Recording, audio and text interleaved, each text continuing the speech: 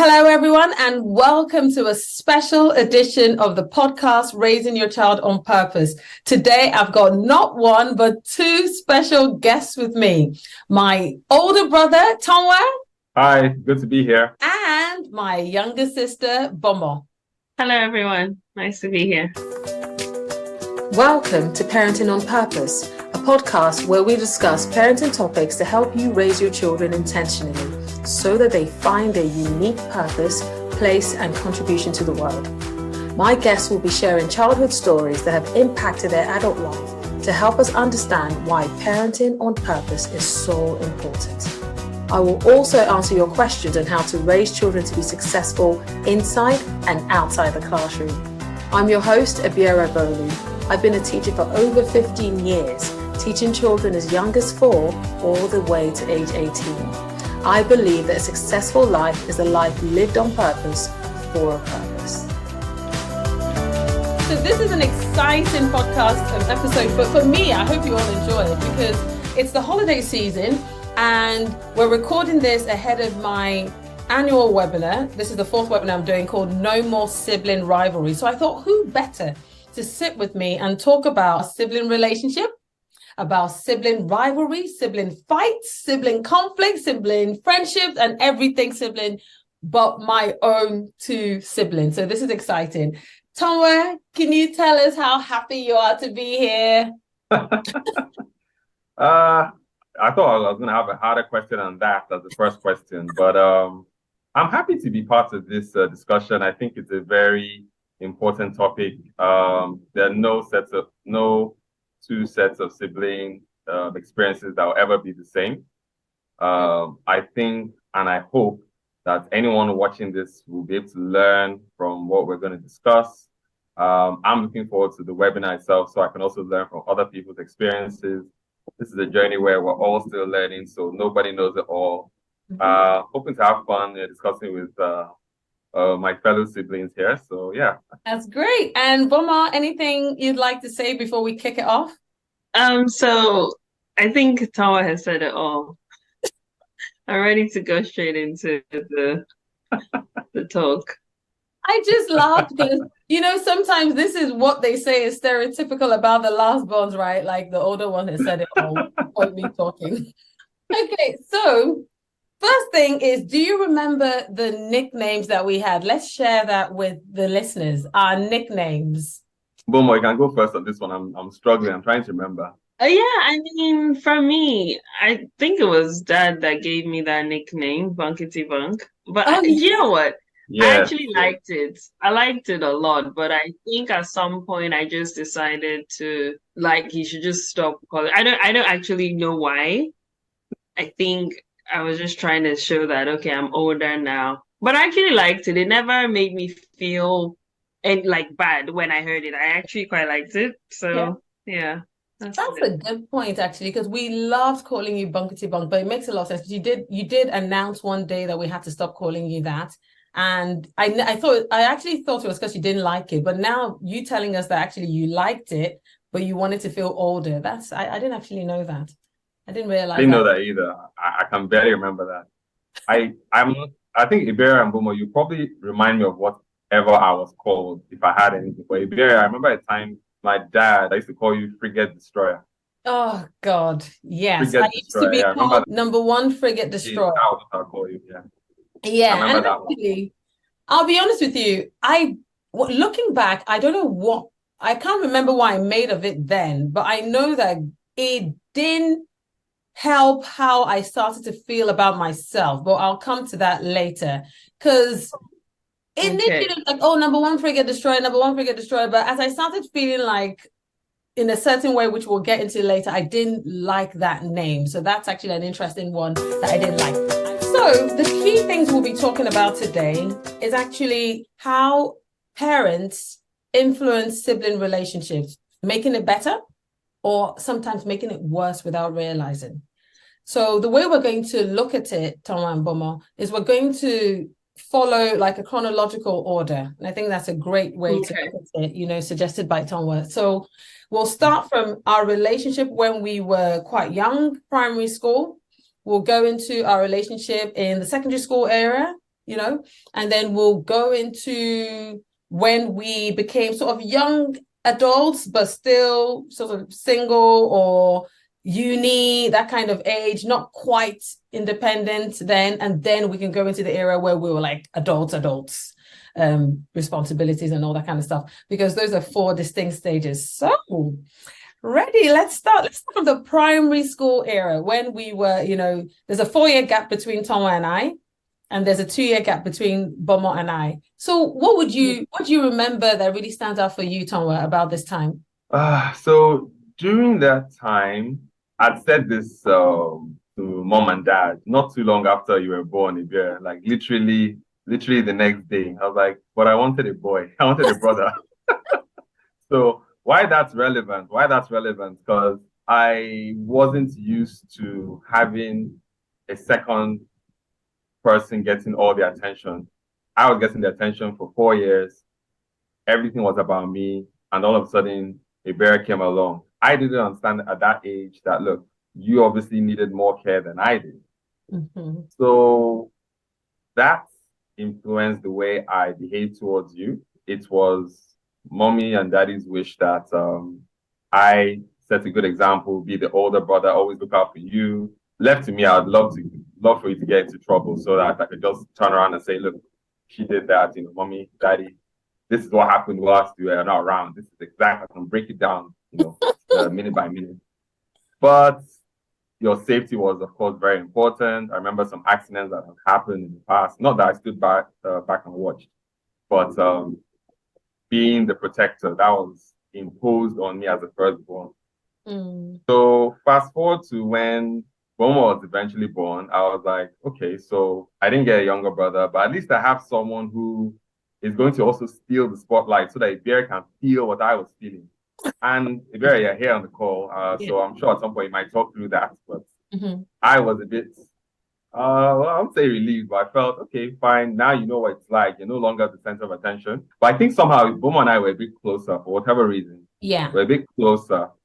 Maybe as we discussed, we might go into that. But back to your original question, I think that's how the dynamics were.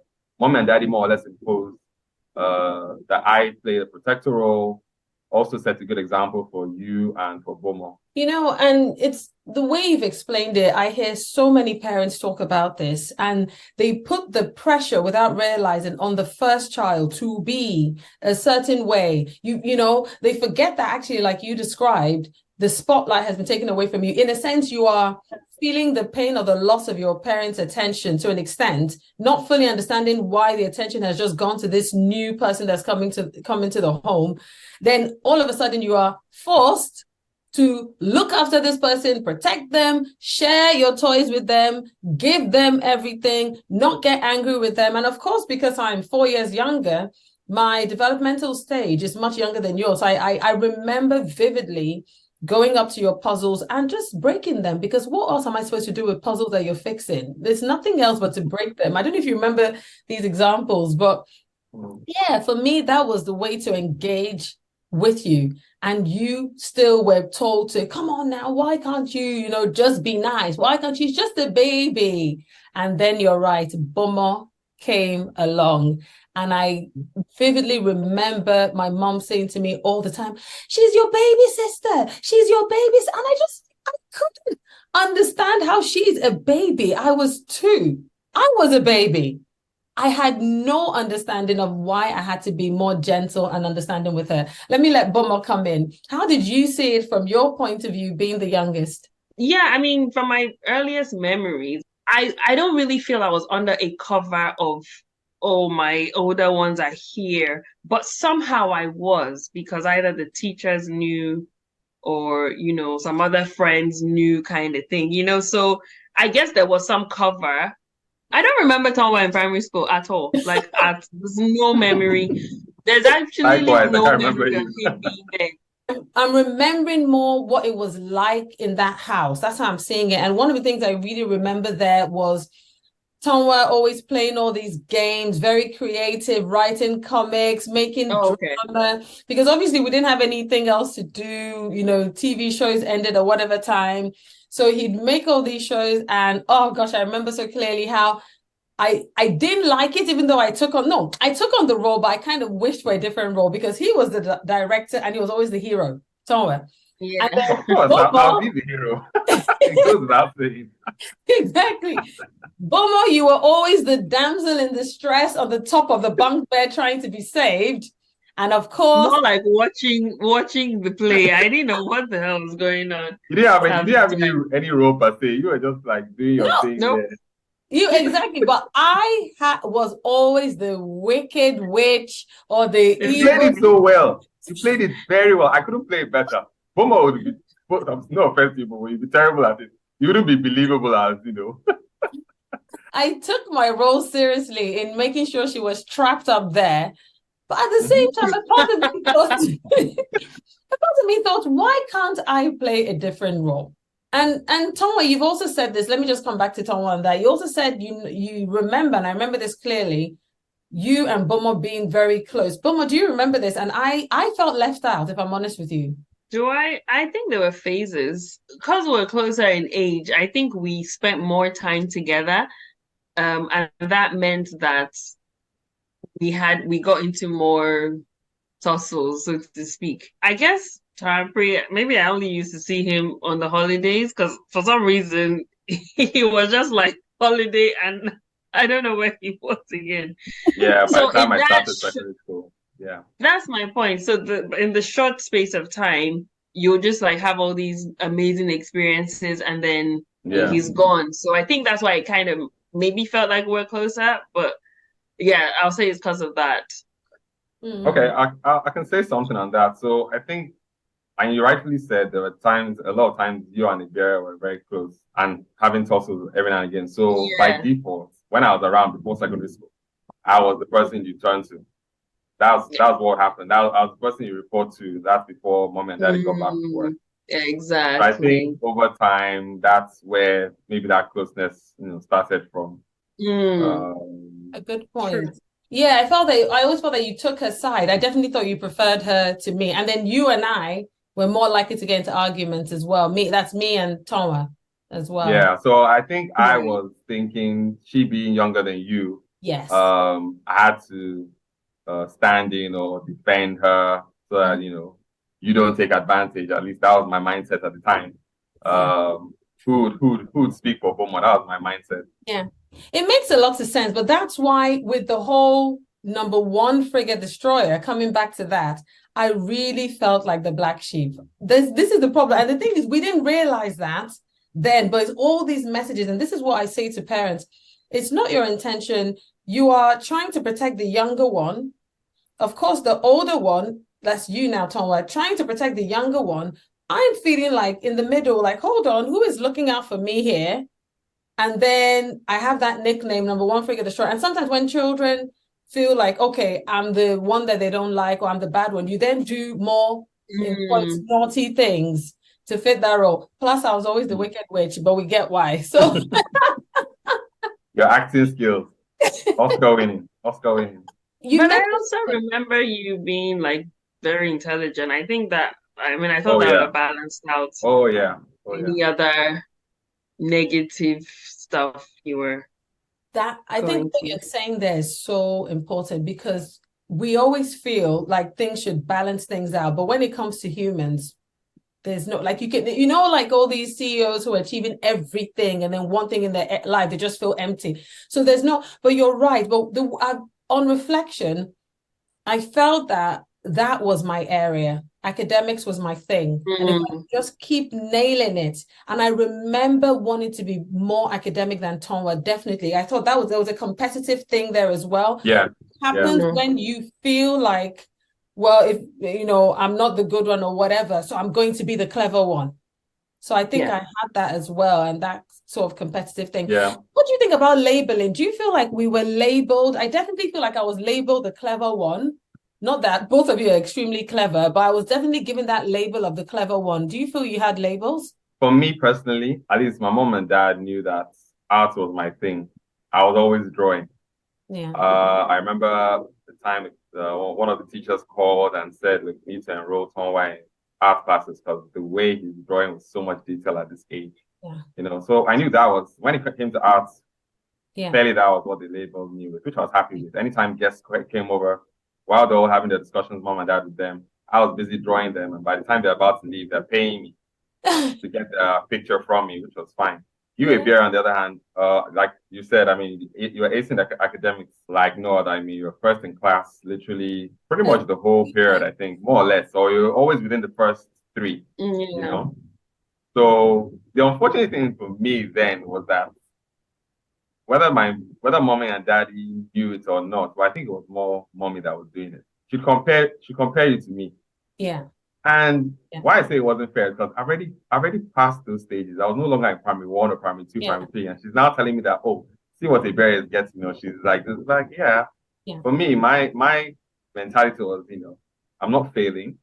I'm getting enough to get into the next class. I'm learning, along the way. So if I was in the first 3, I don't see why she used that to taunt me. I say it in a positive way. I didn't feel any pressure by it, but I think I remember that comparison having more of an impact on me than you. It was like, oh, good, so I have something now, because I didn't feel I had anything else. If I'm the troublesome one, and I thought Bomo was like the pretty one, the nice one, the cute one, the baby. You're like the funny one, is how I thought you were, how everyone saw you. The dancer, you forget. Do you remember how good a dancer Tomo used to be? And everybody would be saying, even now. Used to, I say, is it past tense? No, still is. Used to. Yeah, still is. So I just thought, if I hold on to this, then I've got something. And that's what sometimes comparison does. Boma, what do you think about labels? Do you feel like you were labeled? I mean, you listed a few labels there. I'm like, You're like the baby of the house now. Baby of the house. Yes, I was technically. Again, is it a label? It was like a fact. Okay, yes, I was a baby of the house. However, though, so in the house, I didn't necessarily feel like baby. I kind of felt like we were treated the same. That's from my own perspective, though. However, meeting people outside and then saying, last born, that was the first time I started hearing all this last born stuff. Like, I didn't think, last borns like got away with anything. Again, it's my perception. But yeah, last born, I guess. Whatever comes with last born, I guess I thought you got I don't know, I might be wrong. But from where I was sitting at the time, I felt you got far more materially than Ibera and I combined. I just felt so. I don't know why I felt so. But Bomo, it could be a number of things as well. Of course, their earning potential kept increasing. Right. So by the time you were born, Bomo, you could literally ask for anything, and then you just be getting it, on tap, And I mean, that's why I felt. If it was the same earning potential at the time, then maybe I wouldn't be saying this. But I felt, there was more available, so they could, use those resources more on you. That's why I felt. I definitely felt that way. I felt that whatever Boma asked for, she got. Again, it's perception. I'll never forget little things you remember. Like, I remember Boma's 5th birthday and one gorgeous dress. Oh my gosh, I was so jealous of that dress. I still remember that dress so clearly. And then when mommy brought out the dress I was wearing, I thought it was the ugliest thing I'd ever seen in my whole entire life. And there's a picture of me and I was just sad, frown. I thought I look so ugly in this ugly dress compared to what Boma looked like. And I remember also things like, it's interesting how the child receiving it doesn't remember as much. And this might be something for parents to, hear, because looking back, you can see it's Toa and I, the older ones, that are seeing all this. And Boma was oblivious. She didn't know that she was getting all this. But I remember things like, my mom saying, or mommy saying, oh, take Boma's plate to the kitchen. I'm like, why can't she take her own plate? Oh, she's the baby. And then I would be so upset and I'd have to take her plate. Or can you go and wash this? Or maybe our hankies we used to wash, which was nice chores that we had to do, little chores. Or wash Boma's as well. No, and she's the baby. So things like that. And that is so vivid in my mind. Having said all of that, I don't remember not liking Bomo. I remember really feeling like Bomo was my I don't know why. I really liked it. We got on well, even though I really didn't like how, the things that mommy would ask me to do or how I felt in that kind of way. Right. Yeah. No, you completely. I get it. The way Tampi broke it down makes perfect sense. But I think when I look at you guys, I think we had the same things. Like, for example, last we went to same schools, we all holiday together. Those are the things I'm looking at. And for example, I had to deal with the hand-me-downs. I don't know if you did. I had a few hand-me-downs, so it wasn't all like brand new shiny stuff. Hand me down. I Okay. Yeah. don't remember. As well as the new stuff. I think the new stuff outnumbered the hand me downs. But let's But leave there that one. were some hand-me-downs There at were some least. few. But let me ask you this, Toma. Do you remember you asking me to go and ask daddy for money because you noticed that he always gave me double of whatever I asked for? Did anybody else have that experience with daddy? You ask him for money and you get double. I can't remember that. It's very possible. I can't remember. Wow. I cannot remember. But this was primary school. So Toma he said, go and ask daddy for money. He'll give you double. So I went and asked him, he gave me double and I gave Toma. But that brings us to favoritism. Do you feel like our parents favored any of us? And what impact do you think that had? Who wants to go first? I can go first. I don't mind. Not because I'm the firstborn, but I felt I was mommy's favorite. Oh, wow. So it's possibly the thing about the bond between the mother and the first child, possibly that. But I remember those times when I was naughty as per being careless. I remember I will never forget. I had no reason to swap my wristwatch with someone in secondary school, like in the first year. And after swapping it, I got back and I was with this other watch, and daddy was upset because the other watch was a gift. So like, where's the other watch? Like, oh, I swapped it with someone, and scolded me. I mean, I was actually very, very upset. And it was mommy who came in the middle of the night, comfort me to make sure I was okay. And she did that consistently. Anytime I was upset about something, maybe I wasn't so good at math. So he would be really upset about how I don't know something that, we've literally just done like 3 examples and I'm still making silly mistakes. Yeah. So that didn't have to lay a hand on me, man. If you talked some harsh words, they will be etched into your brain for years to come. So mommy was the one that always came to me. I didn't have to go to her. She always came to me to give me a shoulder to cry on, to lean on. So I felt like I was a favorite. That is so interesting because I do not know the daddy you're talking about. I do not know the mommy you're talking about. Isn't that fascinating? Honestly, daddy saying harsh words because you don't know something. I'm like, you have no idea.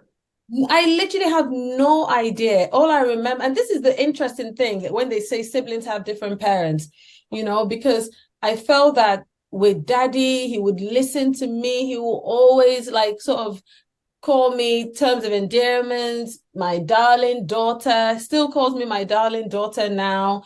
If something happened or I did something, I remember him vividly.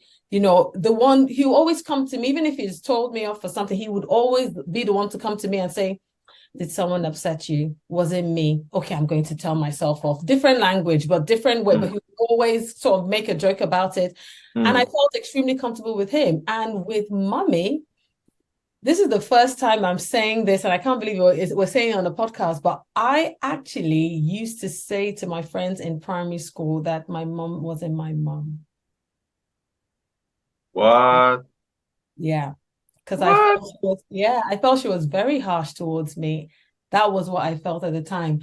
I just felt telling off. It was the sort of telling off and how children see things. I just felt I wasn't really liked, and I thought, and definitely noticed how you were favored and how Bomo was favored. And so I felt like maybe my mom didn't like me. So I used to say, she's not my mom. She's not my mom.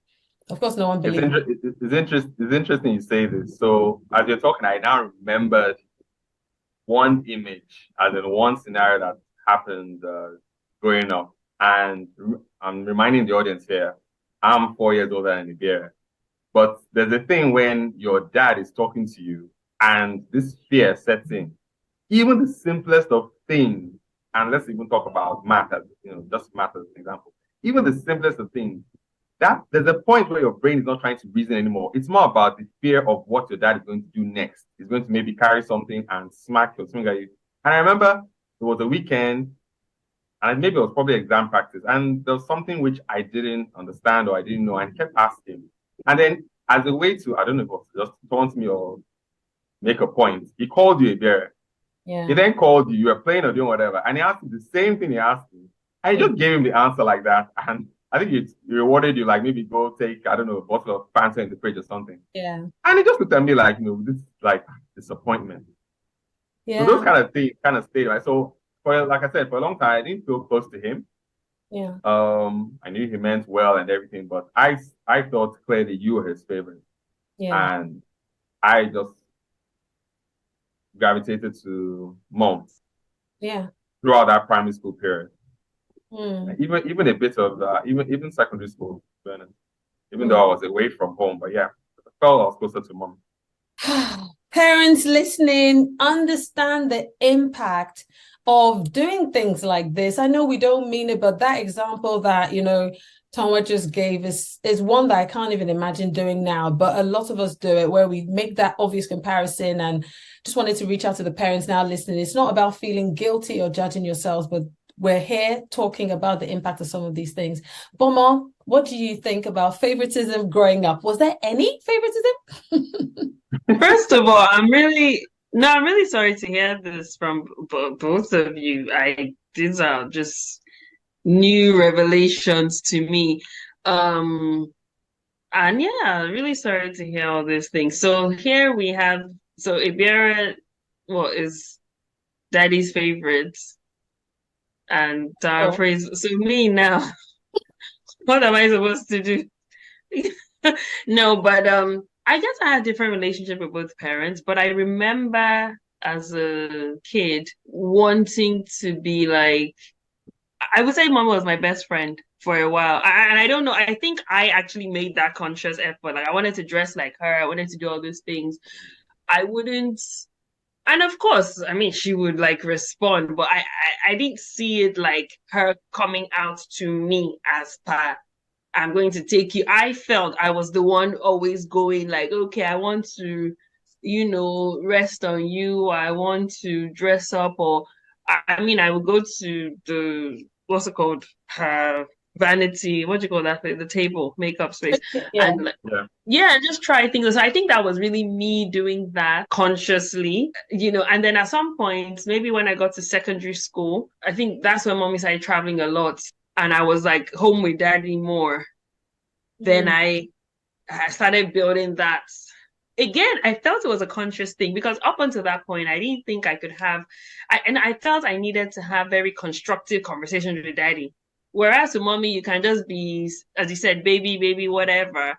I felt with daddy, I had to like talk serious talk. So it wasn't until I got to secondary school, I started gaining that confidence to speak. But the conversations were he would, oh, you're very mature now. You speak very well. He said things like that. But it wasn't much more of a bond. I don't know how to explain. It was just like, okay, we're forging a relationship here. But I don't feel I was his favorite. Even mommy, I'm telling you the truth. I feel I pushed more. I mean, there were times when you guys would get things maybe because you were older.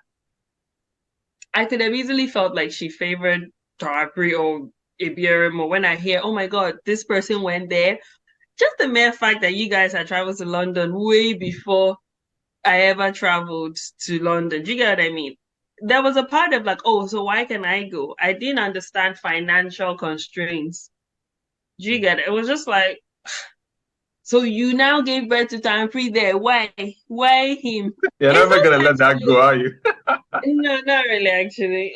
So, I'm just saying those are things that could have made me feel, but I think I still just pushed myself. Oh, I want to be mummies. And at 7 p.m. UK time, 8 p.m. West African time on the 10th of December, I will be hosting a free webinar called No More Sibling Rivalry.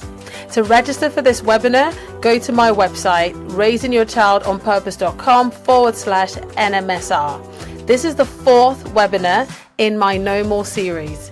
The first 3 are no more shouting, no more homework hassle, and no more tantrums. To access all these webinars for a lifetime at 50% off, go to my website at raisingyourchildonpurpose.com and use discount code 50% off NMWS. See you on the 10th of December.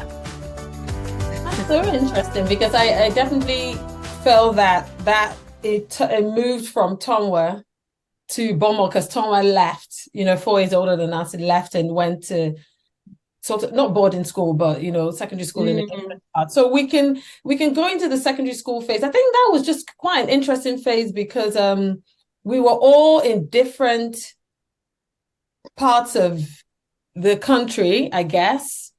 Yeah. And that's where I don't really feel we had much of a relationship anymore. What do you remember about that? I just don't seem to remember much about our secondary school relationship. It was very individual. My memory of secondary school, okay, so I was meant to come to your secondary school initially. Thankfully, I also got admitted into Tower Secondary School, so I went there in the end.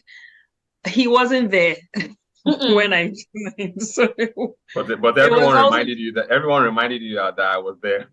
Everyone did. So that's what I mean by the cover. I felt that cover of like Tonwa's legacy. I guess that sort of paved the path for me, a path I didn't realize. Do you get? But it paved some sort of path for me. Even till this day now, I told him I saw some of his friends. They were like, "Oh my God, yeah, Tonwa's." I'm like, "Oh, wow." Oh, God. So it's good for sure. Ibiara, I remember you would always come back from boarding house and like teach me stuff. That's what I remember. So you made a conscious effort to like teach me stuff, maybe in preparation for secondary school as well. And you taught me how to pack things, like my provisions, sort my suitcase out, all those things for boarding house, how to ration this and that. So that's my memory of secondary school. At least Ibiara definitely impacted my boarding house experience. That was when we were closest, Boma and I. I just don't seem to remember Tonwa. So it just seemed much older and further away. But Boma and I were closest secondary. I can't remember all these things I'm talking about, favoritism or Ibiara go and carry Boma's plate. That was primary. For some reason, secondary, when we come back in holiday, it was just, oh my gosh, I've missed you. I haven't seen you all term. Tonwa, what do you think of it? Because it feels like you moved away and maybe had other siblings. Did you ever feel that way? Yes, I had a second family.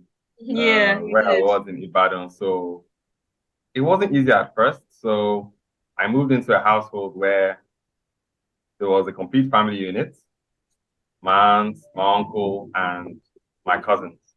So a lot of the time I was confused about my place, because I didn't know whether I was meant to just be on the sidelines.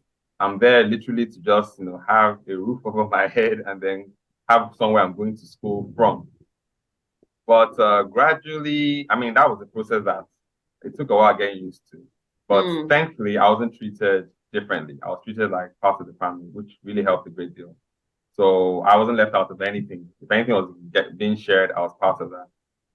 But bringing it back to us, I was also aware of the fact that, I missed both of you, but I didn't really try to keep in touch with both of you. It was, like you said, just when we got back from to the house, family house on holidays, we'll share experiences. There was nothing to really keep us close. I didn't really feel close to either of you.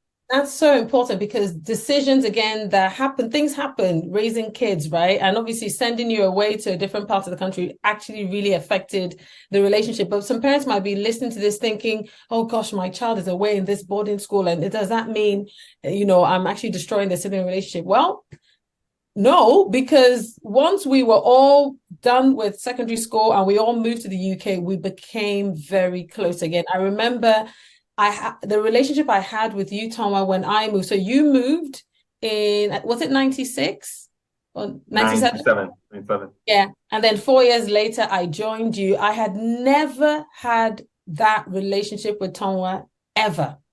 It was That very different. Very different. you would give me money. You've always been generous. You'd give me money, even though my parents would give me money, you would call me. There was a point where you would check on me, and I'm not kidding, every single day we would chat. It was literally like all that. So for any of the parents who are listening, it was like all those years of mom and daddy saying, look after your younger sister, look after. It's like, even when I was abroad, it was still ringing in my ear. So they were not even telling me this. I was just doing it because that's the effect of consistency over the years. I was just doing this naturally. Yeah, it was amazing. And at this point, it was just me and you, and it was just so important. You definitely looked after me. There was a time actually where I was struggling a bit at work. So this is now through uni, and I had in fact, there's some other times I can think of where I had one or two difficulties. And gosh, my brother, you were there. I remember once I was struggling a bit at work in my first year at work or something like that, and I had to take time off. And I was working in Bradford, and I came straight to you in London and stayed in your flat for 2 weeks until I felt better. So I will never, honestly, huge difference compared to how it was growing up. And then Boma joined us. What would you say when you joined us in the UK? Wait, before that, you missed your secondary school time. I mean, when you were in secondary school, a couple of years before I joined. So I do remember visiting you quite a bit. Yes, that's true. And Ibiere got extra visiting days. I did. I remember that. And I knew that. Is that love or is that not love? Imagine me thinking, oh, she's only, I mean, we don't have a good perception of distance there, but I knew that her school ain't too far from mine. Why is it that they can't stop by, or it was that kind of, okay, Mama, we have seen you. We quickly have to go and see a bear. And I'm thinking, this is my visiting day. Yeah. It's not hers. I remember that like clearly. that. You don't remember. No, okay, I remember that clearly. Yeah.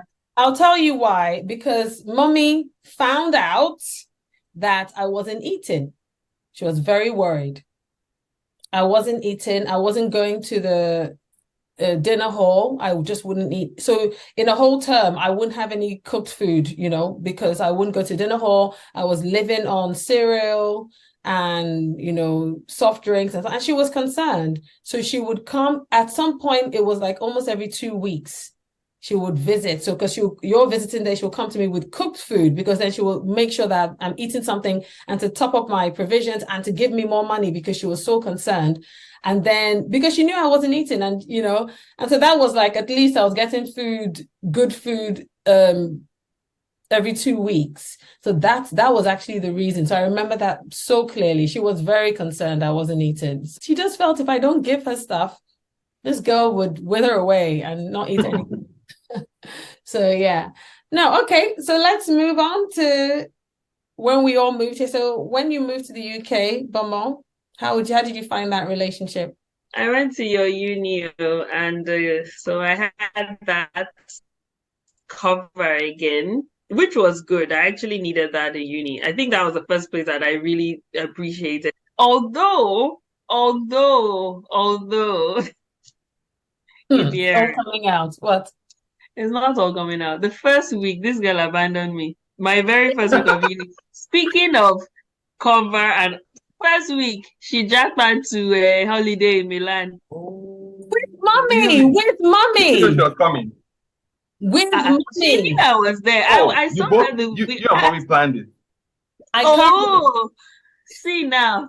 It's all coming Partners out. Partners in crime. I can't remember. I remember going. No, I remember going, but I can't remember it was your first week. So let me tell you how this all played out. Let's say uni starts Monday, but we have to show up like on Saturday or Friday or whatever. So I showed up the weekend before, of course, with mommy and Nivea now. And then the next day, I haven't even cited where campus is, by the way. I just know it's somewhere there. She traveled with mommy for a whole week. Why did we plan it that way? I don't know. So I still had to go to campus, find my like everything, find my student number, student registration, lecture halls, freshers, do all the fresher things. To be honest, it did work out well in the end. I even had to find a hostel, a dorm, a hostel or whatever. All that first week, oh, can you imagine? This girl ran away from me. So again, what I'm saying is, I'm saying this to be honest. I'm not holding anything. No, I'm not holding anything really back, but I'm just saying that I'm not holding it inside. But I'm just saying that could have been a very good way for me to say, hey, you and mommy, another example of favorite. But I don't know why these things never really.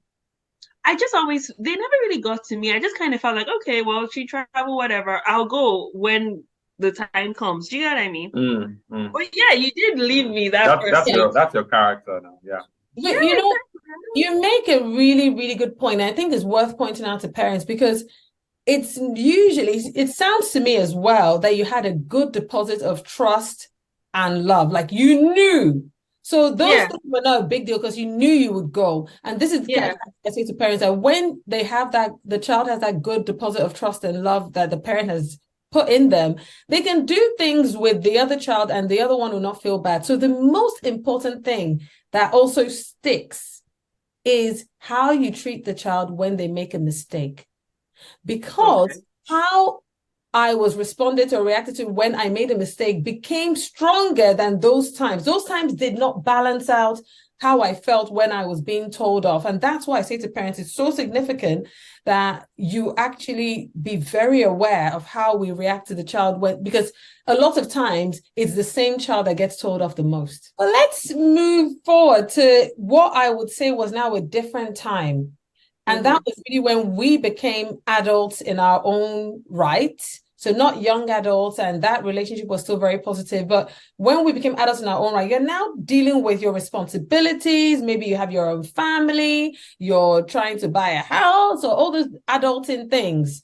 And that's when I would say that we started to see the first breakdown in our relationship. And if we can talk about that a bit, we might realize maybe some things from the past could have actually been what showed up and affected the relationship then. So we'll start with Boma and I, because if I remember clearly, people to talk about how close my sister is with me. We're so close. I don't remember any disagreements until the huge disagreement in 2014, where we didn't speak for God knows.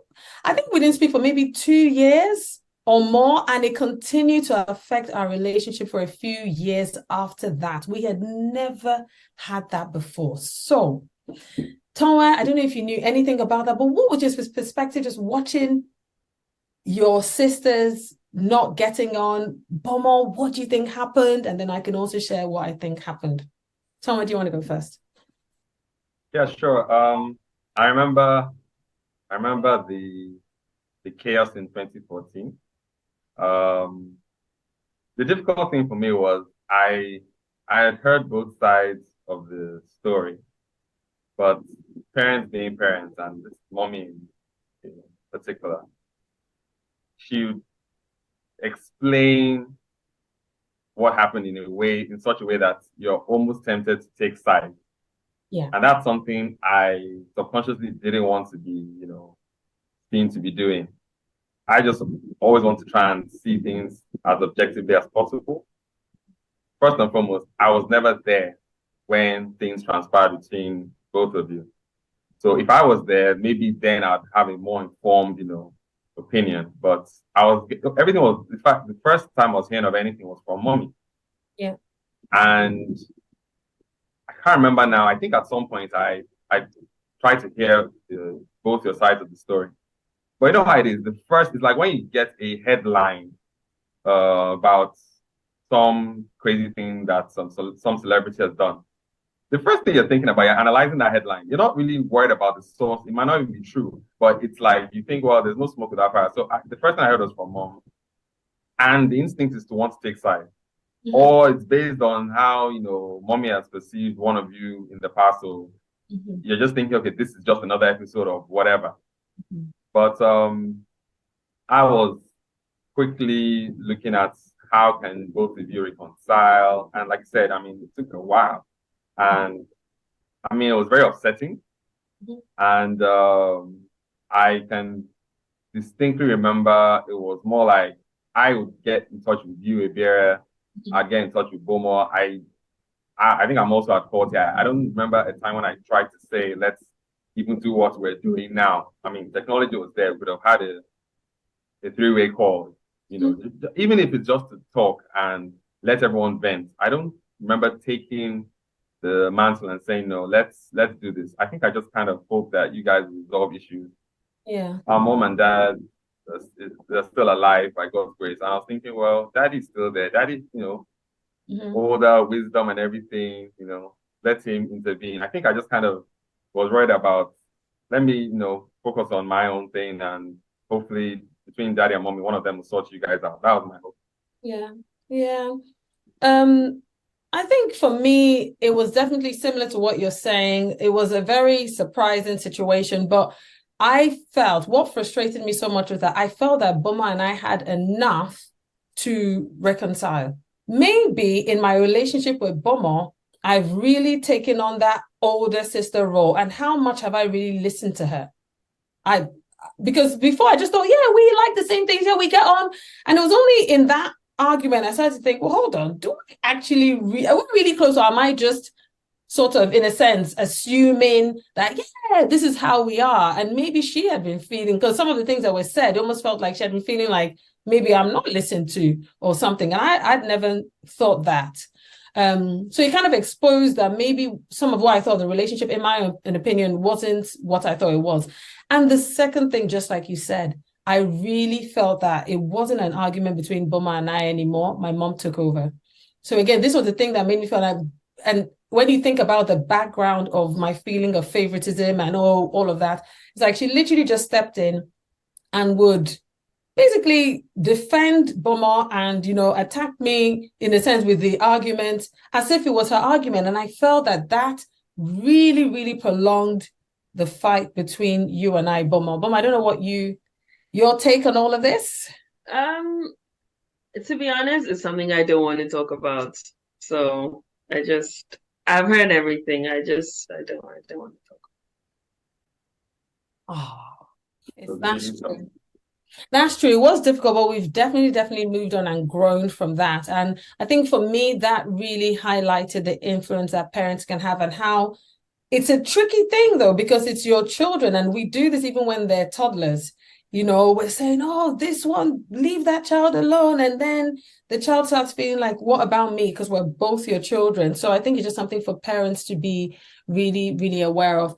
And then again, in this adulthood, we've had good relationships, yeah. But another scenario, this time between Tanwa and Bomo. How would you interpret what affected that relationship? Because again, it was such a close relationship when you were young in primary school.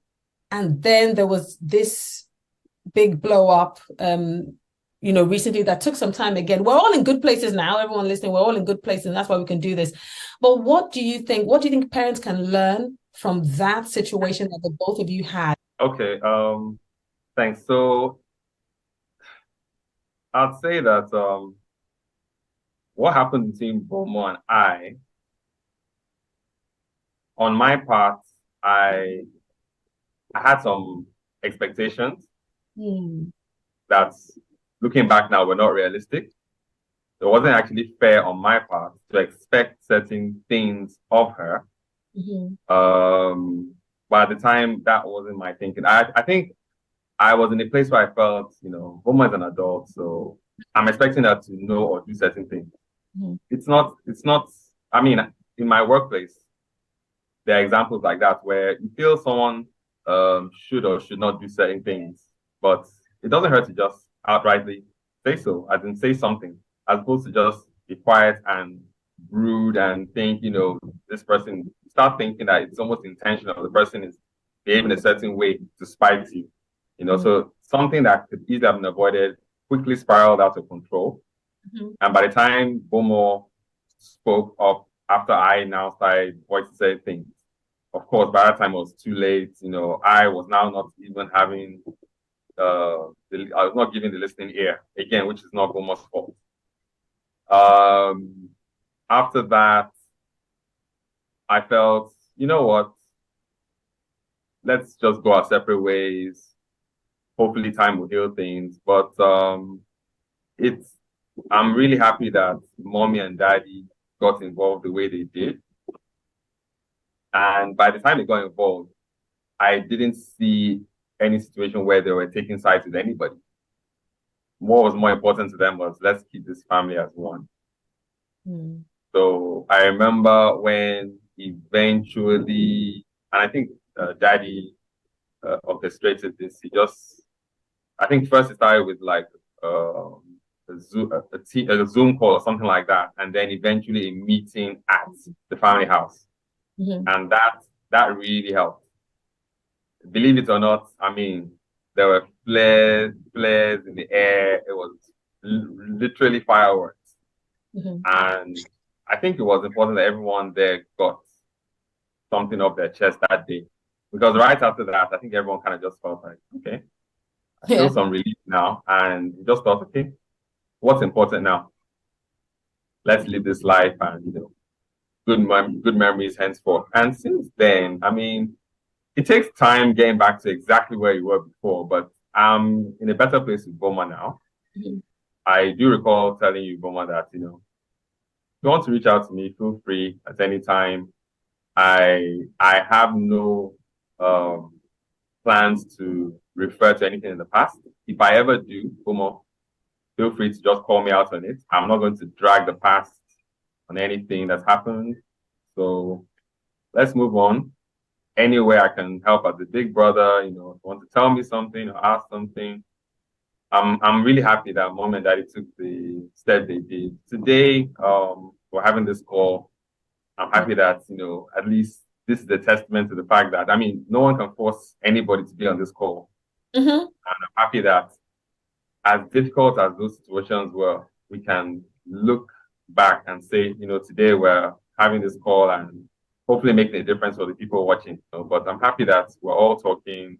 As far as I know, we're all talking with our mom and dad as well. So, without going into much detail, I mean, that's how Boma and I are at the moment.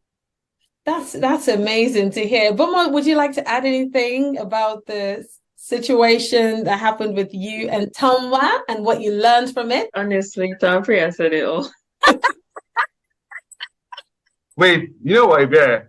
What we should have done is let Boma speak first. And then I'll say, Boma said it all. No, but it's not. I'm happy to hear everything that Tampri said. Yeah, because I actually didn't know that's how he even felt. But I think time has also helped somehow to let everyone just sort of reflect and, just take space and think about stuff. I think that, the incident or during that period, I definitely started thinking, is it that people just said we're close? Were we actually close? That was something that crossed my mind quite a bit, because prior to then, I mean, Iber, we've talked about some squabbles that we had, but I think that's because we're closer in age and we spend more time. So I'd never ever had any, I want to say arguments even, let alone So I started questioning that relationship. I was like, what even made us think we're close? Like, really, are we? So that was definitely a tough one. I had to definitely think about it for a while. But notwithstanding the closeness, I think it's just, it's family. So you kind of feel like, okay, family always come together. So because family would always be there, it kind of gives you the license to be anyhow, if that makes sense, because they'll still be there.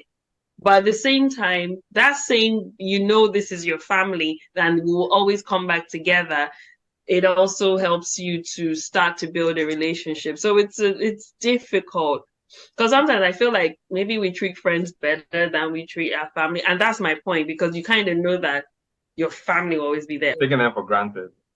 Kind Yeah. of. Yeah. But that was a difficult one to deal with. But I'm just, glad that. And another thing you said, the time free about like getting back to where we were. I don't even know if I'm speaking about like all our relationships, all the dynamics here. I'm not sure if getting back to where we were was the thing, because I kind of feel like if that was good then, like maybe this wouldn't have happened. So maybe it's to find a new type of better relationship as a because that one was never tested. Let's be frank. So maybe it was. As you're talking, I was thinking about that. Because even with best friends, if they've never had even one argument about something, I really question what their friendship is based on, as in if it's really a friendship. There has to be something that, will eventually test that friendship. Yeah. So you're right, but we never had that. And this, unfortunately, was the first time. And this is one of the huge positives that I want to point out to parents of sibling fights. It's not a horrible. I know there's siblings that don't fight, but then they don't really speak. And quite frankly, they're not close, but they think they're close, but they haven't been tested.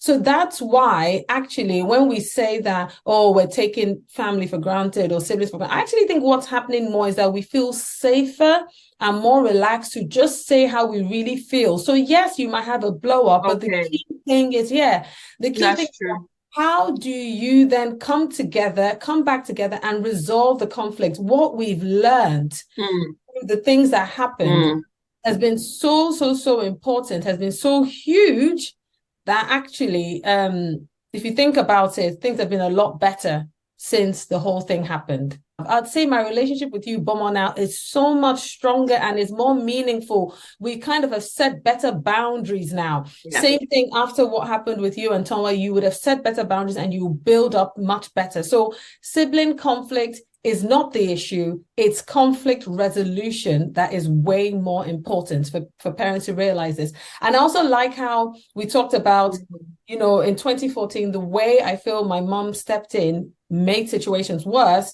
But then years later, even she had learned somehow to step in a bit better and not make. So there's learning that happens. And whilst at the time it's happening, it's like, oh my gosh, all this drama.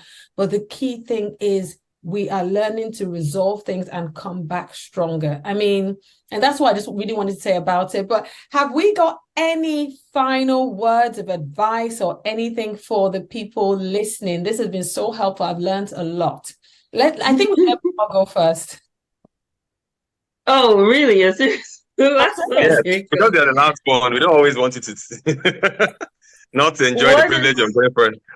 I know, thanks. So any last words or any words of advice? What do you want me to say? Anyone words of wisdom, last words? Stop stalling. Oh yeah.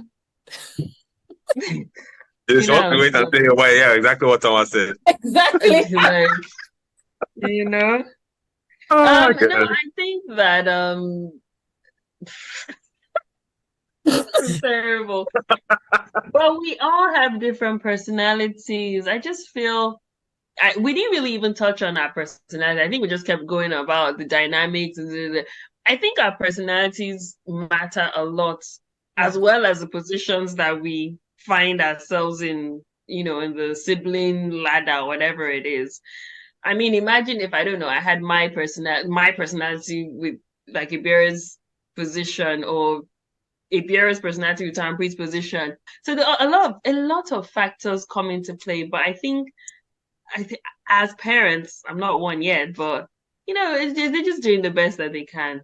Yeah. And that's what I would always say. They're doing the best they can with the resources that they have. I think something you said that's really important is the fact that personalities matter. And it's very important for parents listening to realize that. I think it was so profound when you said, my personality being the last or my personality being the first, it would have changed the whole dynamic. Your personality, different position. So parents just realizing that your children have different personalities, and so also be aware of that in how you, because that would affect the sibling dynamics to a large extent. Tama, any final words? I think Boma said it all. Yes. I was dying to say that. No, but I love Bomo's points, and it's you don't believe Bomo. I was thinking about a situation where what if really I was like the last born, the girl was the first born, for example, you're the middle child. And then you said it's almost as if you were reading from some scripts. I was like, okay, I'm happy you mentioned that, but I don't want to talk about that again. The character factor would have definitely had an impact for sure. But what I'd like, my own advice, I want to give advice for any parents who are not necessarily in a good place with their own siblings. My advice is to please just take that step, and even if you feel it's not your fault or you're in the right, just pick up the phone or send a chat. You'd be surprised. Maybe they've moved on from whatever the issue was. Maybe it's pride. They don't want to, be the first. But you know what? It doesn't matter. I'm happy that now I'm in a place where, Ebere, Bomoy on the call. I'm happy that we're all talking. We're connected. We didn't let the issues of the past, affect what's happening now. And then for parents to also watch closely the children, the dynamics between them. I have 2 kids, a girl and a boy, and they are at each other's throats, not all the time, but the times they are, I have to be careful not to take sides.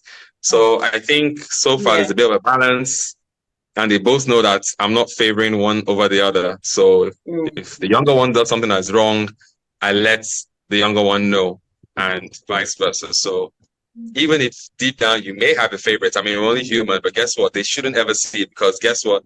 As they grow up, they can eventually, have it'll have some kind of effect on them, which may or may not, be what we intended as parents. So that's my advice.